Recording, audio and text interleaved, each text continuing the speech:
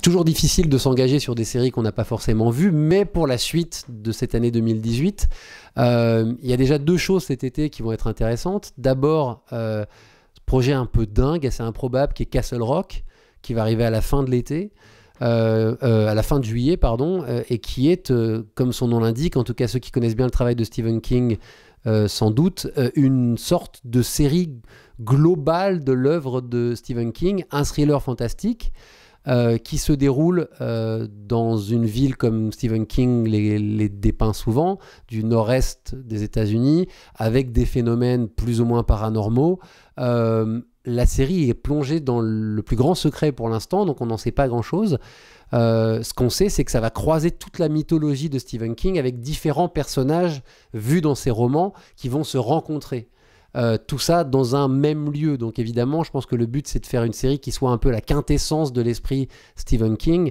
Donc très certainement à la fois extrêmement intimiste, très, très, très profonde, très, très humaine sur des grandes questions, l'amour, la mort, etc.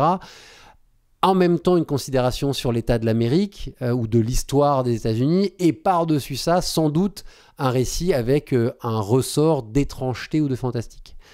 Dans un genre radicalement différent, arrivera fin août Jack Ryan, nouvelle adaptation des œuvres de Tom Clancy, cette fois-ci par Carlton Cuse, qui était un des showrunners de Lost. Les images qu'on a pu voir, ce qu'on a pu en voir jusqu'ici, c'est de l'hyper efficace, c'est du post-Homeland, si j'ose dire. On est plutôt sur ce genre de série-là, avec un sous-texte géopolitique, le terrorisme, et ce personnage de Jack Ryan, cet agent qui va aller sur le terrain mener l'enquête. Là, on est dans du plus musclé, du filmé caméra à l'épaule, ça va à 2000 à l'heure. On a dans le rôle principal John Krasinski, qui est un des acteurs qui monte vraiment aux États-Unis, qu'on a vu dans The Office. Donc quelqu'un qui a derrière lui le matelas du confort comique, si j'ose dire, c'est-à-dire que comme on l'a trouvé drôle par le passé, il va pouvoir dessouder 3 ou 4 types tout en restant sympathique.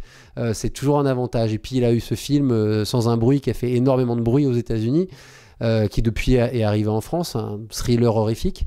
Et donc il est très en vue en ce moment. Donc Jack Ryan, dans un genre musclé, efficace, moi j'ai hâte de voir à quoi ça ressemblera au final.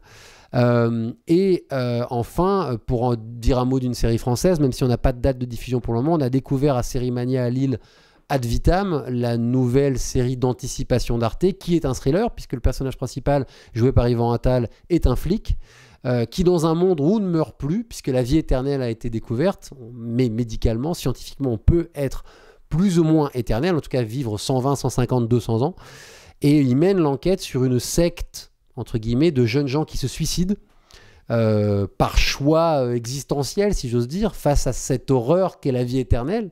Et donc, il va engager une jeune femme qui est jouée par Garance Marillier, qu'on avait découvert dans Grave, et qui elle-même faisait partie de cette secte.